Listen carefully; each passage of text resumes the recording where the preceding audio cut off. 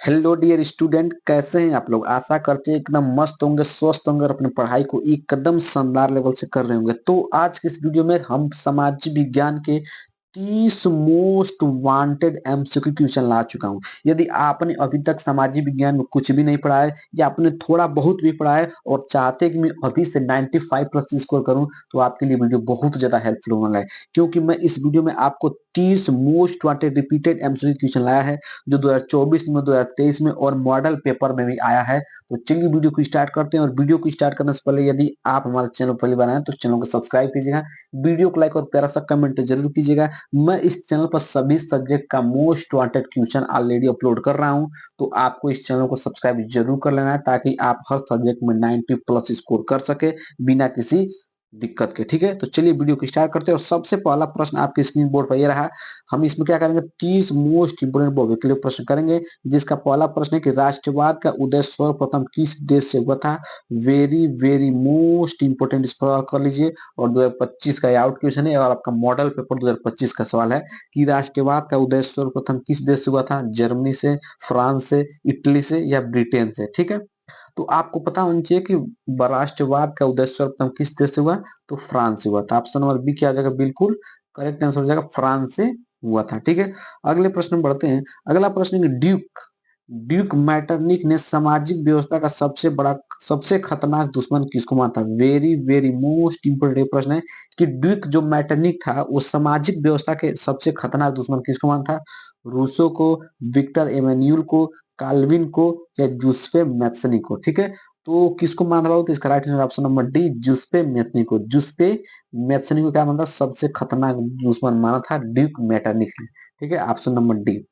अगले प्रश्न बढ़ते हैं। अगला प्रश्न आपका है कि सूती कपड़ा मिल की रूपरेखा सूती कपड़ा मिल की रूपरेखा किसने रखी। जॉन राइट ने, रिचर्ड आर्कराइट ने, डिंगू कार्नेगी ने या जेम्स वाट ने। ठीक है, तो सूती मिल कपड़ा का रूपरेखा किसने रखा था। रिचर्ड आर्कराइट ने सूती कपड़ा मिल का रूपरेखा रखा था। ठीक है, अगले प्रश्न बढ़ते हैं। अगला प्रश्न वेरी वेरी मोस्ट इंपोर्टेंट प्रश्न है कि 1928 से 1934 के बीच भारत में गेहूं कीमत 50% तक गिर गई। इसका कारण था अंतर्राष्ट्रीय बाजार में कीमतों का गिरना, कीमतों का बढ़ना, कीमतों का स्थिर रहना या उपरोक्त में से कोई नहीं। ठीक है, तो अगर भारत में गेहूं की कीमत 1828 से 1834 के बीच में घटा, तो इसका मुख्य कारण क्या था, वो इसका मुख्य कारण था कीमतों का गिरना। कीमतों का गिरने से क्या हुआ 1928 से 1934 के बीच में गेहूं की कीमत क्या 50% कम हो गई। ठीक है, अगले प्रश्न बढ़ते हैं। अगला प्रश्न है कि 1448 में 1448 ईस्वी में गुटेनबर्ग ने कौन सी पहली पुस्तक छापी थी। 1418 ईस्वी में गुटेनबर्ग ने कौन सी पहली पुस्तक छापी थी। जेन आयर ने, रमोना ने, हार्ट केटी डिड ने या बाइबिल ने। ठीक है, तो इसका राइट आंसर क्या होगा, ऑप्शन नंबर डी, बाइबिल ने छापा था। ठीक है, अगला प्रश्न बढ़ते हैं। अगला प्रश्न है कि बेल्जियम में सामुदायिक सरकार का चुनाव कौन करता है। बेल्जियम में जो सामुदायिक सरकार बनता है उसका चुनाव कौन करता है। एक ही भाषा को बोलने वाले लोग, सभी भाषाओं को बोलने वाले लोग, केवल जर्मन भाषा को बोलने वाले लोग या उपरोक्त में से सभी। ठीक है, तो इसका राइट आंसर क्या हो जाएगा, इसका right answer option number first, एक ही भाषा को बोलने वाले लोग क्या करते हैं, बेल्जियम में सामुदायिक सरकार का चुनाव करते हैं। ठीक है, अगले प्रश्न बढ़ते हैं। अगला प्रश्न है कि निम्नलिखित में से कौन सा लक्षण संघीय सरकार से संबंधित नहीं है। आपको बताना कि इसमें कौन सा लक्षण है जो संघीय सरकार से संबंधित नहीं है।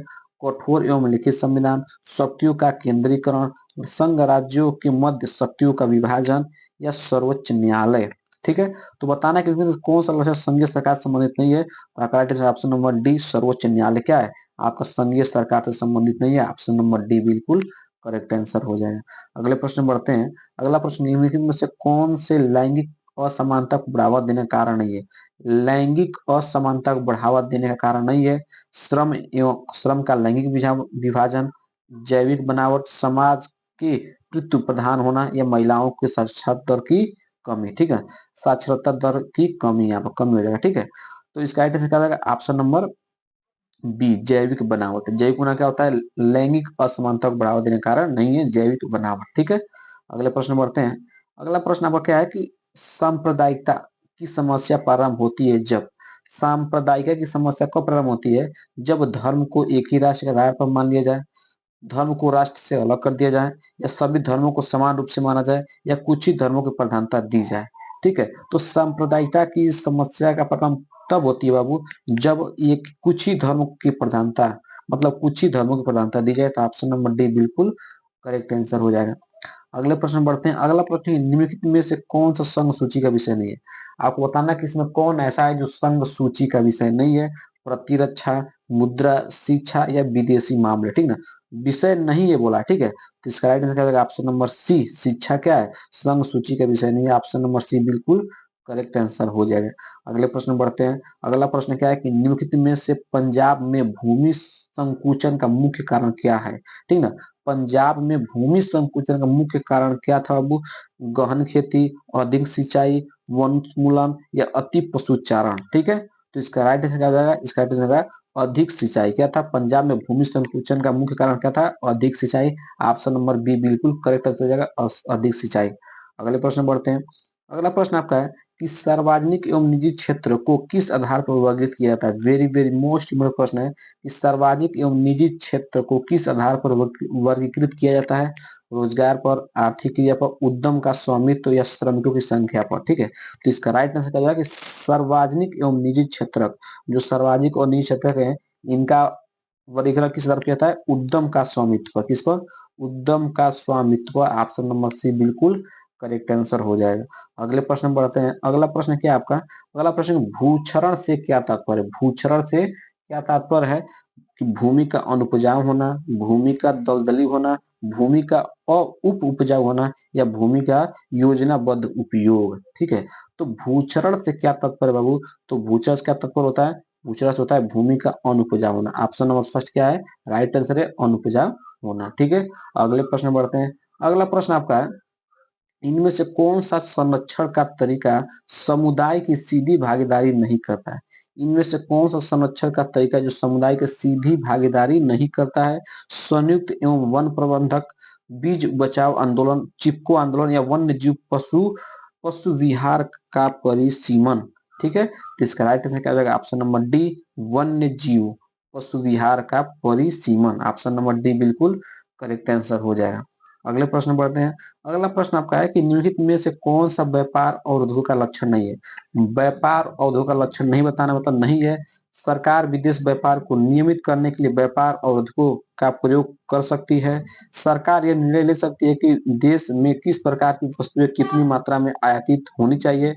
विश्व व्यापार संगठन व्यापार और उद्योग को बढ़ावा देता है। अधिकतर देश व्यापार और उद्योग का प्रयोग करने अपने घरेलू उद्योग की सुरक्षा के लिए करते हैं। इसका राइट आंसर क्या हो जाएगा? इसका right answer option number C, विश्व व्यापार संगठन जो होता है, जो जिसको हम WTO बोलते हैं, ये व्यापार और उद्योग को बढ़ावा देता है। ऑप्शन नंबर सी बिल्कुल करेक्ट आंसर हो जाएगा, ठीक है। अगले प्रश्न बढ़ते हैं। अगला प्रश्न है कि भूमिहीन ग्रामीण मजदूरों के लिए सबसे अधिक उपयुक्त विकास का लक्ष्य क्या कौन सी है? ठीक ना। भूमिहीन ग्रामीण जो मजदूर है, उनके सबसे अधिक उपयुक्त विकास का लक्ष्य क्या होना, कौन सा है?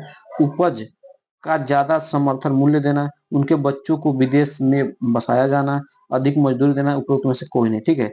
इसका ऑप्शन नंबर सी, अधिक मजदूरी देना। अधिक मजदूरी देना ऑप्शन क्या हो जाएगा? राइट आंसर हो जाएगा, ठीक है। अगले प्रश्न बढ़ते हैं। अगला प्रश्न है कि निम्नलिखित में से कौन सा परंपरागत ऊर्जा का स्रोत नहीं है? परंपरागत ऊर्जा स्रोत नहीं है कोयला, भूतापीय ऊर्जा, पेट्रोलियम या उपरोक्त में से कोई नहीं। ऑप्शन नंबर कौन सा सही है? भूतापीय ऊर्जा। ऑप्शन नंबर बी बिल्कुल करेक्ट आंसर हो जाएगा, भूतापीय ऊर्जा। अगले प्रश्न बढ़ते हैं।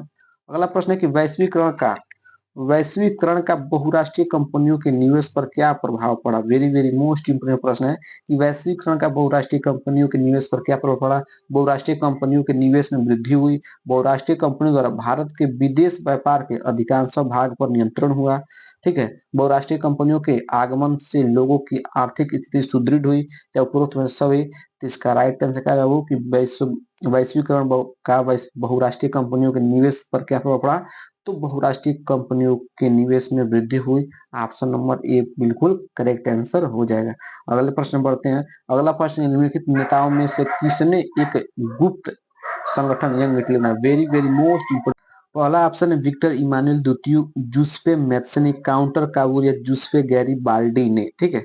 तो किसने गुप्त संगठन यंग इटली बनाया था? तो जूसेप्पे मैत्सनी। जूसेप्पे मैत्सनी ने क्या किया था? एक यंग इटली बनाया था, गुप्त यंग इटली बनाया था।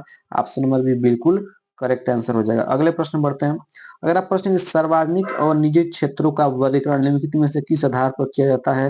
रोजगार की शर्तें, आर्थिक गतिविधि की प्रकृति, उद्यमों की स्वामित्व या उद्यम में नियोजित श्रमिकों की संख्या पर। अभी मैंने इस प्रश्न को कराया था कि जो सार्वजनिक और निजी क्षेत्रों का वर्गीकरण किस आधार पर की जाती है, तो उद्यमों के स्वामित्व पर। ऑप्शन नंबर सी बिल्कुल करेक्ट आंसर हो जाएगा।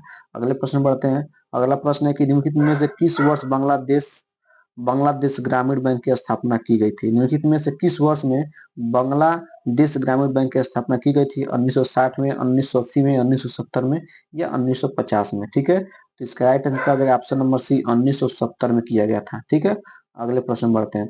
अगला प्रश्न है कि एंथ्रासाइड का संबंध निम्नलिखित में से किस खनिज से है? एंथ्रासाइड का संबंध निम्नलिखित में किस खनिज से? लौह अयस्क के, बॉक्साइट से, कोयला से या सोना से? ठीक है, तो एंथ्रासाइड का संबंध किससे बाबू? तो कोयला से। किससे? कोयला से। ऑप्शन नंबर सी बिल्कुल करेक्ट आंसर हो जाएगा। अगले प्रश्न बढ़ते हैं। अगला प्रश्न है कि निम्नलिखित में से कौन सा खनिज धात्विक है? बताना है कि निम्नलिखित में कौन सा जो खनिज है जो धात्विक है? अभ्रक, कोयला, लौह अयस्क या चूना पत्थर? ठीक है, तो निम्नलिखित में से कौन सा खनिज धात्विक है बाबू? तो लौह अयस्क का एक खनिज धात्विक है। ऑप्शन नंबर सी बिल्कुल करेक्ट आंसर हो जाएगा। अगले प्रश्न बढ़ते हैं। अगला प्रश्न, निम्नलिखित पड़ोसी देशों में से मानव विकास के लिहाज से किस देश की स्थिति भारत से बेहतर है? पाकिस्तान की, बांग्लादेश की, श्रीलंका की या नेपाल की? ठीक है, तो इसका राइट आंसर क्या होगा? इसका right answer option number C, Sri Lanka के। किसका है? श्रीलंका के। अगले प्रश्न बढ़ते हैं। अगला प्रश्न आपका है कि निम्नलिखित में से कौन सा उद्योग चूना पत्थर को कच्चे माल के रूप में प्रयोग करता है? प्लास्टिक, मोटर गाड़ी, सीमेंट या एल्यूमिनियम? ठीक है, तो इसका राइट आंसर क्या हो जाएगा? Option number C, cement. कौन है? सीमेंट। अगले प्रश्न बढ़ते हैं। अगला प्रश्न है कि मोनोजाइट रेत में निम्नलिखित में से कौन सा खनिज पाया जाता है? मोनोजाइट रेत में निम्नलिखित में से कौन सा खनिज पाया जाता है? खनिज तेल, यूरेनियम, थोरियम या कोयला? ठीक है, इसका राइट आंसर क्या हो जाएगा? ऑप्शन नंबर सी, थोरियम पाया जाता है। क्या पाया जाता है? थोरियम पाया जाता है। करेक्ट आंसर हो जाएगा। अगले प्रश्न बढ़ते हैं। अगला प्रश्न है 1789 में फ्रांस 1700 1789 में फ्रांस में किस प्रकार का शासन था? सीमित राजतंत्र, असीमित राजतंत्र, कुलीन तंत्र या लोकतंत्र? ठीक है, तो 1789 में फ्रांस में किस प्रकार का बाबू राजतंत्र था, हमारा शासन था? असीमित राजतंत्र। ऑप्शन नंबर बी बिल्कुल करेक्ट आंसर हो जाएगा। अगले प्रश्न बढ़ते हैं। अगला प्रश्न आपको क्या है? अगला प्रश्न है कि ब्रिटेन में कार्य कानून समाप्त करने का मुख्य कारण क्या था या कारण क्या था? जनसंख्या वृद्धि, कृषि उत्पादों में अधिकता, कार्य आयात पर नियंत्रण या उद्योगपतियों एवं शहरी लोगों का विरोध? ठीक है, तो इसका राइट आंसर क्या हो जाएगा? इसका right answer option number D, उद्योगपतियों एवं शहरी लोगों का विरोध। बिल्कुल करेक्ट आंसर हो जाएगा। अगले प्रश्न बढ़ते हैं। अगला प्रश्न है कि निम्नलिखित में से कौन सा विशेषण सूची में नहीं है? निम्नलिखित में से कौन सा विशेषण सूची में नहीं है? प्रतिरक्षा, कृषि, शिक्षा या व्यापार? ठीक ना, सूची में है, सॉरी सूची में है।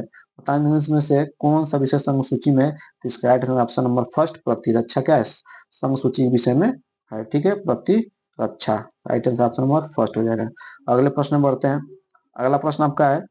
अगला प्रश्न आपका है कि श्रीलंका में कौन सा बहुसंख्यक वर्ग है? आपको बताना है कि श्रीलंका में कौन सा बहुसंख्यक वर्ग है?